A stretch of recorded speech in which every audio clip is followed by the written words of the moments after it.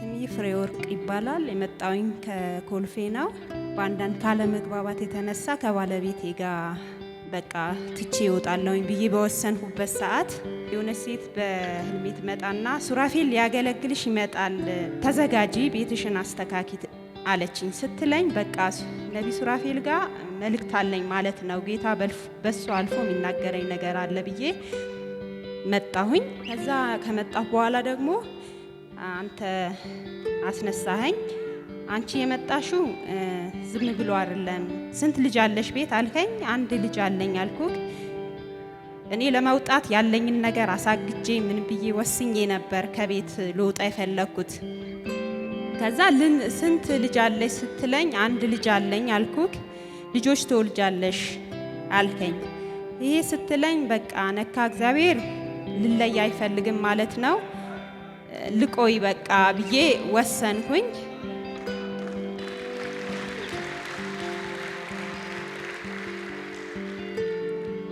ከዛ በኋላ ወንድ ልጅ ጸነስኩኝ ማለት ነው። ያው ጌታ በተናገረኝ መሰረት ልጆች ወልጃለሁ። እቺ ሴት ናት። ቤት ያለው ደግሞ ወንድ ልጅ ነው። አላመጣሁትም።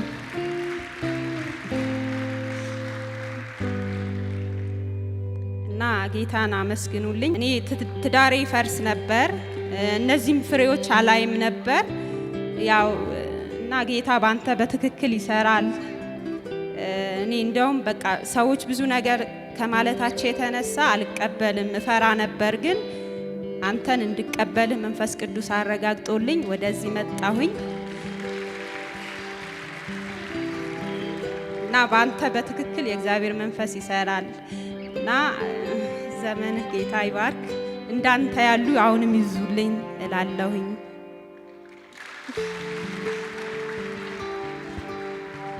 ትዳሩ ሊፈርስ ነበር። እግዚአብሔር የተናገረው ችግሩን አልፎ ነው። ሄይ ጠላት ትሞታለህ ብሎ ጉድጓድ ቆፍሮ እግዚአብሔር ስለሚቀጥለው ዓመት ያወራል። እህቴ ትዳሩ ተስተካከለ፣ ወደ ቤትሽ ገባሽ። በቃ ወደ ቤት ገባው። ያው ልጆች ወለድኩኝ። እንደውም ከእግዚአብሔር ጋር ልተላለፍም ብዬ አሁን እቤት ያለው ዓመት ከ4 ወሩ ነው። ያው እሷ ደግሞ 4 ወሯ ከ15 ቀን።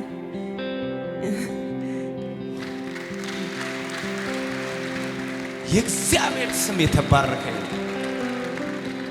ከሁሉ በላይና ትልቁ በጣም ያስደስተኝ ትዳርሽ ስለተመለሰ በጣም ደስ ብሎኛል።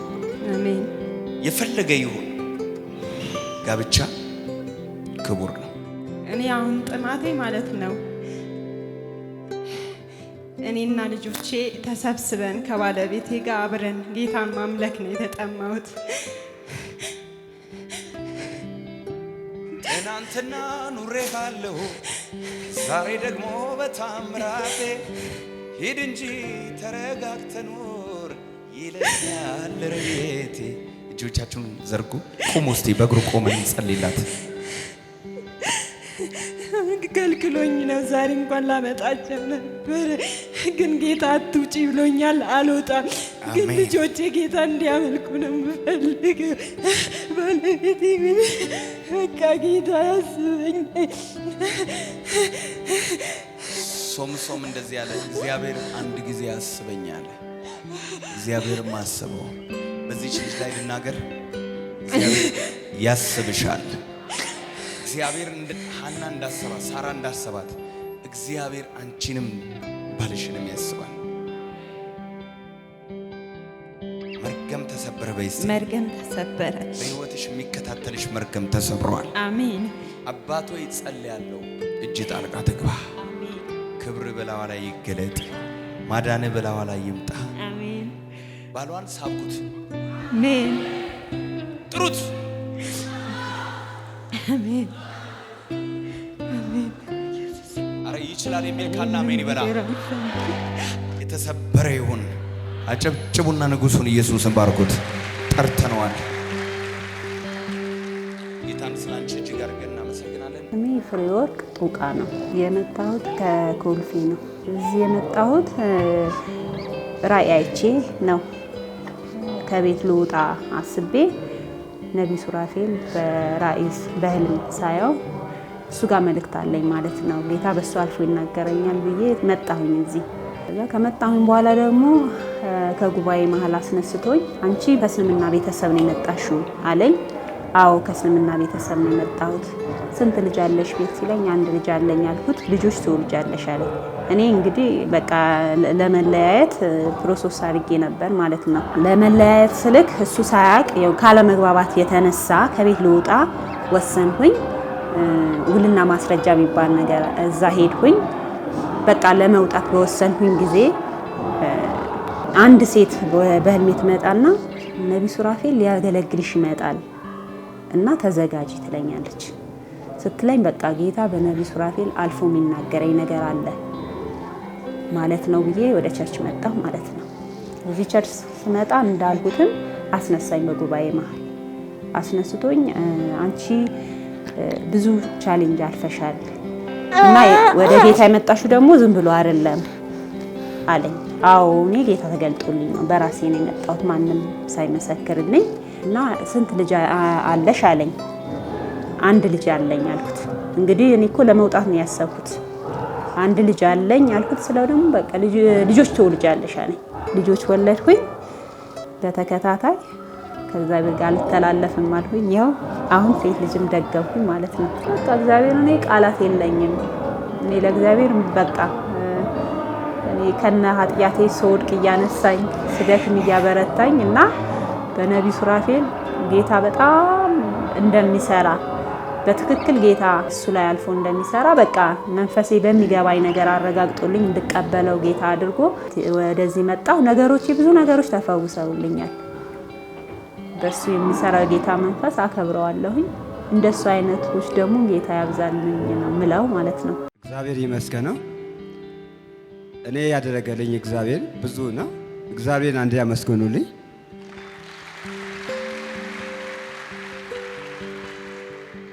እዚህ ቸርች ስመጣ ነቢይ ሱራፌል የልጆች ሲጸልይ እኔም እግዚአብሔር ወንድ ልጅ እንዲሰጠኝ እጅ አቅፌ ጸልያለሁኝ። እውነት እግዚአብሔር አያሳፍርም። እግዚአብሔር እንዳለውም ወንድ ልጅ ሰጠኝ።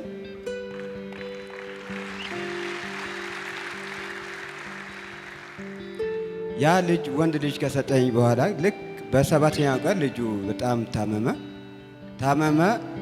ጤና ጣቢያ ያስወሰው ብርድ ነው አሉኝ። እንደገና ደግሜ የእግር ሐኪም ቤት ወሰድኩት። ምንም ነገር የለውም አሉኝ።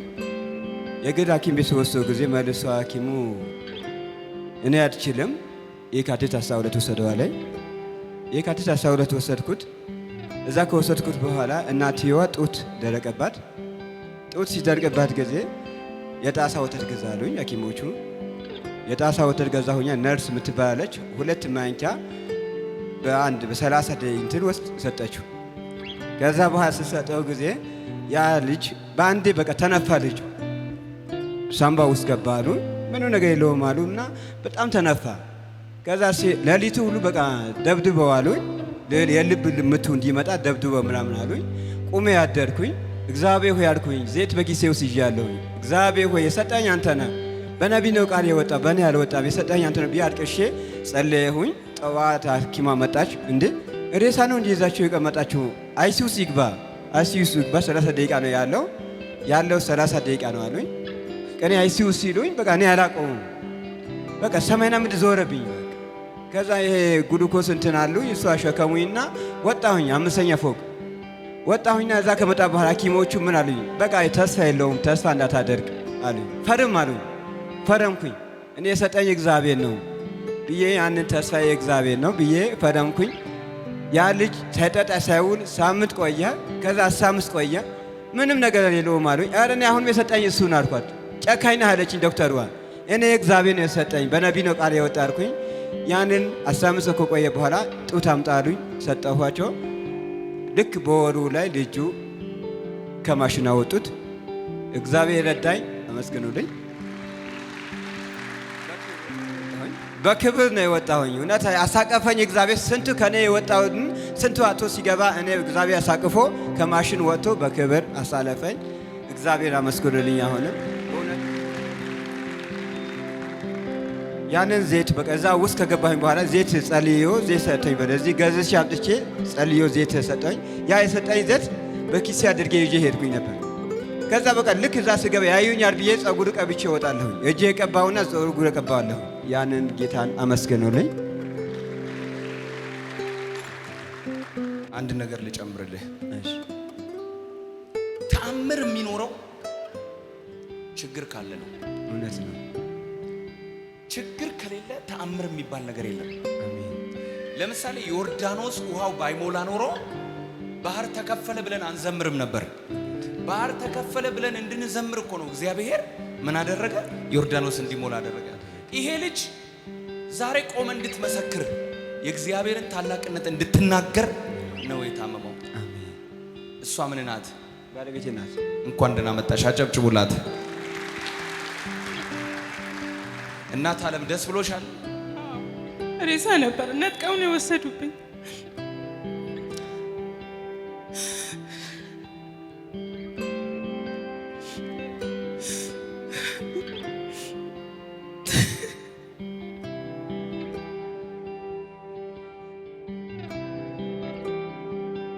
ዛሬ ምን ይሰማሻል? እስኪ በጣም ደስታ ነው የሚሰማኝ።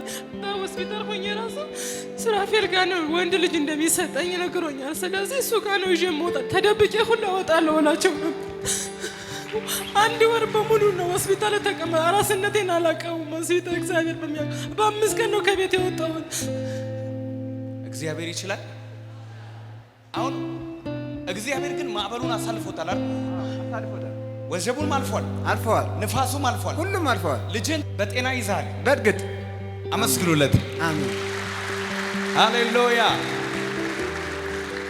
እንኳን እግዚአብሔር ረዳችሁ። እንግዲህ ደስታን የጨመረላችሁ እግዚአብሔር የተባረከ ይሁን። ትናንት ያሻገረን እግዚአብሔር ያሻገረኛል። አጨብጭቡ። እግዚአብሔርን ባርኮ